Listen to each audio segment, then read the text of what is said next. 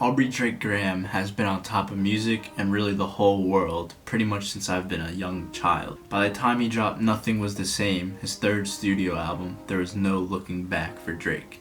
But then he dropped Views. This album is what really set Drake apart from the whole rap game, if you will, topping the Billboard charts for 13 weeks in a row. Oftentimes, 2016 is characterized by Gen Z as a great year for pretty much everything, but mainly music, and Views was definitely a part of this, as it was nominated for Best Album of the Year at the Grammys, and it won the Best Hip Hop Album at the iHeartRadio Music Awards. There were massive bops, like Hotline Bling and One Dance, that became earworms for an entire summer. But there was more to it on Views than just that.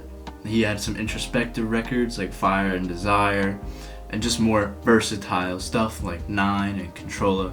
Really, the whole album was very versatile and a complete body of work, and so Drake did deserve the recognition that he got for Views. Some critics didn't really like it, but nonetheless, this album was great, and I don't know if there's any denying that.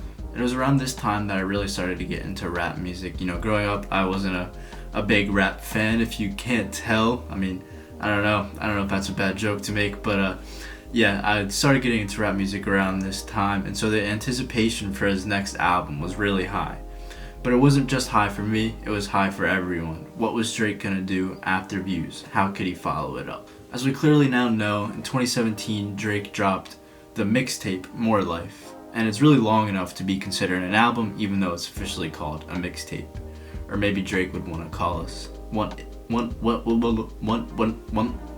want us to call it a mixtape for the summer, maybe, or messed it up again, a playlist for the summer.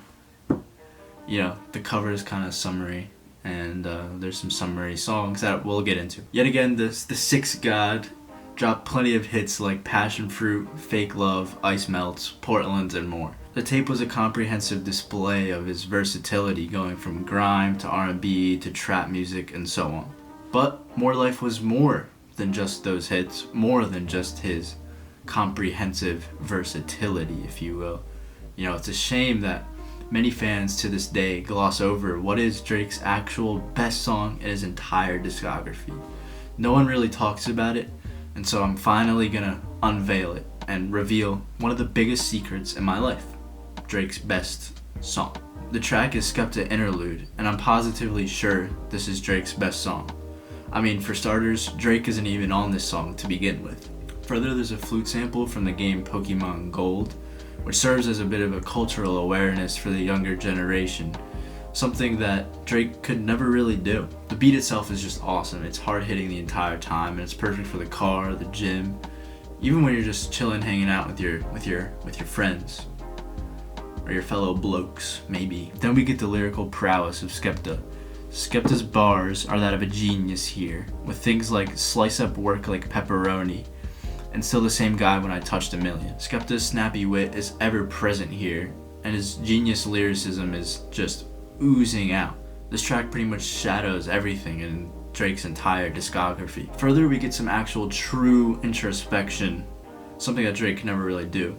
Yes, I did say that he has some introspective tracks on Views, but they're more so about love and dealing with others, whereas Skepta's truly looking within himself and only himself on this track, where he's talking about how record labels pushed him to be a certain way, but he wasn't going to have that. He was going to stick with his authenticity. And sort of referencing that back, the authenticity, it's sort of like Skepta as an oracle on this track, sneak dissing Drake in the future while Skepta was in the past, if that makes sense. Because we clearly know that Drake is unwilling to experiment, unwilling to move away from sounds that originally made him famous. Skepta Interlude is Drake's best song, far and away, and it's time we started talking about it.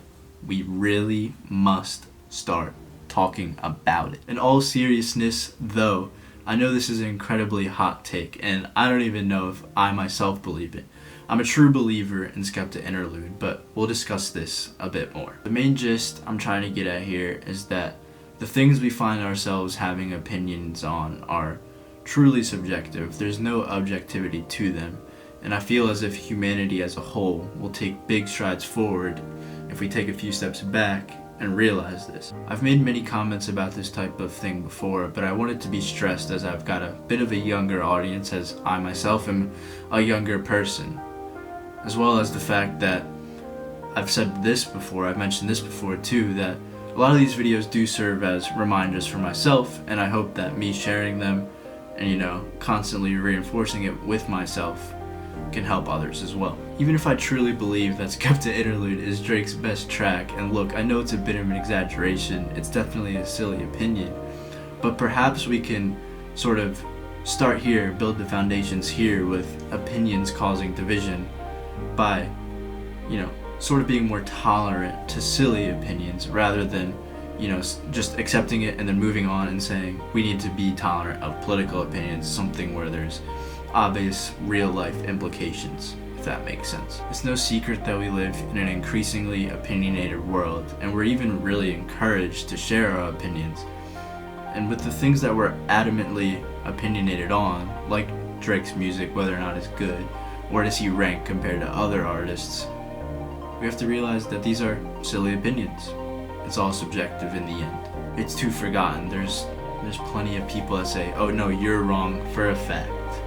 When, in reality, who cares if someone thinks Drake's best song is Skepta Interlude, or who cares if Tyler, the Creator's best song is Earthquake, It's all subjective in the end. Peace and love from the Six.